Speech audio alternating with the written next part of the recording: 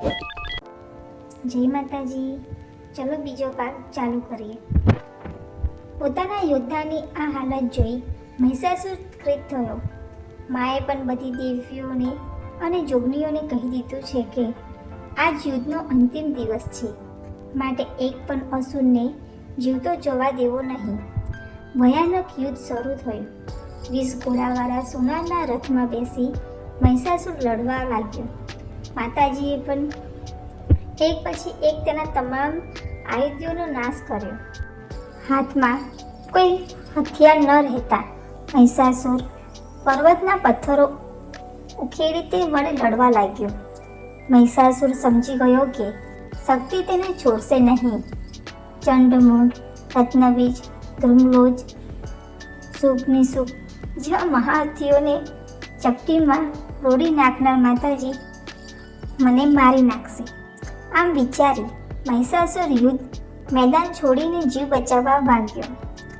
લોહી નદીની ઓળખતો કાળો પહાડ જેવો મહિષાસુર પાળાનું રૂપ લઈ ધૂળની ડમરીમાં ન દેખાય તેમ ભાગવા લાગ્યો.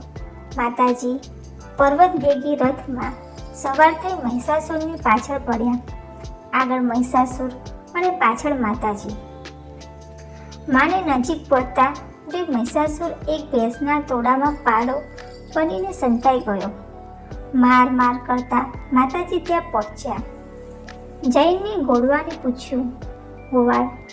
તેમને ઈશારાથી પાડો બનાવેલા મહિષાસુરને બતાવી દીધો. મહિષાસુર ત્યાંથી ભાગ્યો. મોટા પહાડને રમોગતા જોઈ કુકડાનું રૂપ લીધું, પણ ભવાનીની નજરમાંથી તે બચી શક્યું નથી. ઓળખાઈ જતા તે ત્યાંથી પણ ભાગ્યો અને એક ગાયના પેટમાં સંતાઈ ગયો. માં ભવાની વિચારવા લાગ્યા કે ગાયના પેટમાં મહિષાસુરને મારવા જાઉં તો ગાય મારી જશે. એટલામાં મહાકાળી માતા ત્યાં પહોંચી ગયા અને તેમના પુકારથી મહિષાસુર ગાયના પેટમાંથી બહાર પડ્યા. હવે મોત એકદમ વેગ છે દેખાતા મહિષાસુર ચમાડથી ચામડા રંગવાળી કુંડમાં સંતાયો. લાચાર બનીને માતાજીનું મહિષાસુરને કુંડીમાંથી સંતાયેલા જોવા લાગ્યા, પણ પવિત્ર દેવી મેળામાં પ્રવેશ કરી શક્યા નથી. દાજ કચડાવીને હાથ પસરતા થાના મહેલમાંથી એક બાળકી સ્વરૂપ દેવી ઉત્પન્ન થયા. તે શરીરનો વર્ણ સામ હતો, વાળ છૂટા હતા. એક હાથમાં ખંપર અને બીજા હાથમાં ખાંદુળી છરી હતી. જીભ રત્નબોળ બહાર લટકતી હતી. આંખો લાલ હતી. શરીર પર માનવચનનું આચ્છાદન હતું, જાણે ધરતી પર કાળો સૂરજ પ્રચમાન થયો હોય તેવા તે દેવી શોભતા લાગતા. કાલિકા દેવીએ તે નનામી બાળકીને કહ્યું, મહિષાસુરને મેળામાંથી બહાર કાઢો. મહાકાળીમાનો હુકુમથી નનામી દેવીએ મેલમાં પ્રવેશ કર્યો અને મહિષાસુરને ગરદન પકડીને બહાર કાઢ્યો. ફરીથી યુદ્ધ કરવા લાગ્યો અને માતાજીના અને મહિષાસુરના આયુધો ટકવા લાગ્યા. માતાજી બળપૂર્વક મહિષાસુર સામે લડવા લાગ્યા. તલવારના ધારથી અસુરરાજનો શરીરમાંથી લોહીના ફુવારા છૂટવા લાગ્યા. આ લોહી ધરતી પર પડતા જે મહિષાસુર જેવા ભયાનક અસુરો ઉત્પન્ન થવા માં સામે લડવા લાગ્યા. ભવાની માતાએ આ જોઈ મેલડી માતાને હુકુમ કર્યો કે મહિષાસુરનું રત્ન ધરતી પર પડવા ન દો. મેલડી માતા પોતાના ખંભરથી અસુરોનું રત્ન પીવા લાગ્યા, એટલે કે એક ટીપામાંથી એક અસુર બનતા અટકી ગયા. માતાજીએ જન્મો હાથ ઊંચો કર્યો અને સૂર્યના તેજ જેવું ત્રિશૂળ મહિષાસુરને ગરદન પર પડ્યું અને માથું ધર પરથી અલગ થઈ ગયું. આ જોઈ દેવીઓ અને જોગણીઓએ ભવાની માતાને સ્તુતિ કરવા લાગ્યા. દેવતાઓએ દુર્દુભી વગાડી મા ઉપર પુષ્પની વૃષ્ટિ કરી. ત્યારે માતા નનામી બાળકી સમી દેવીઓએ પોતાનું નામ પાડવા નિવેદન કર્યું. ત્યારે ભવાનીએ પ્રસન્ન થઈ કહ્યું કે હે દેવી, તમે મારા મેલમાંથી ઉત્પન્ન થઈ આજે મહિષાસુર જેવા દુષ્ટ અસુરને મેલમાંથી બહાર કાઢ્યો છે. તો આજથી તમારું નામ મેલડી, અને તમે મેલડી નામે આ જગતમાં પ્રસિદ્ધ થશો. મેલડી માતાએ મહિષાસુરને બહાર કાઢવા માટે મેળામાં પ્રવેશ કર્યો, એટલે તેમનું નામ મેલડી પડ્યું. મેલડી માતાનો રંગ તાવડી જેવો કાળો, હોઠ પ્રમાણમાં જાડા, કસાયેલું શરીર, જીભ વેથલા મૂર્ખની બહાર દાંત પંક્તિ પર લોહીના રંગાયેલ, જીભ પરથી લોહીના પડતા ટીપા, એક હાથમાં ખડક અને બીજા હાથમાં ખંભળ. માના શરીર પર માન વચનનું આછાંદર છે, દેહ અર્ધ ઢરાયેલ છે, સૂર્યના તેજ જેવી કાળી કાંતિ ચાર તરફ ફેલાયેલી છે. માનું રૂપ ભયાનક વિહામણું છે. તેમનું વાહન કાળો પોકળો હોય, બોગરા પર માતાજીનું આરૂઢ થયેલા છે. અષ્ટ હાથવાળા મેરડીમાના હાથમાં ગાડા, ચક્ર, તલવાર, ધનુષ, બાણ, ખંભર, ગળવો અને ત્રિશૂળ શોભે છે. એક હાથ આશીષ આપતો ખાલી છે. માનું રૂપ નજરમાં તરત જ વસી જાય તેવું છે. મેલડી માતા મેલા ગણાયેલી દેવી છે. આથી મેલી વિદ્યાના સાધકો મસાની મેલડીને ભજી સિદ્ધિઓ મેળવે છે. તેઓ અનેક નામે ઓળખાય છે. ચાલો નામ જોઈએ. પહેલું મુંજલપરીની મેલડી, બીજું વાનિયાની મેલડી, ત્રીજું હજીરાની મેલડી, ચોથું શેલપરાની મેલડી,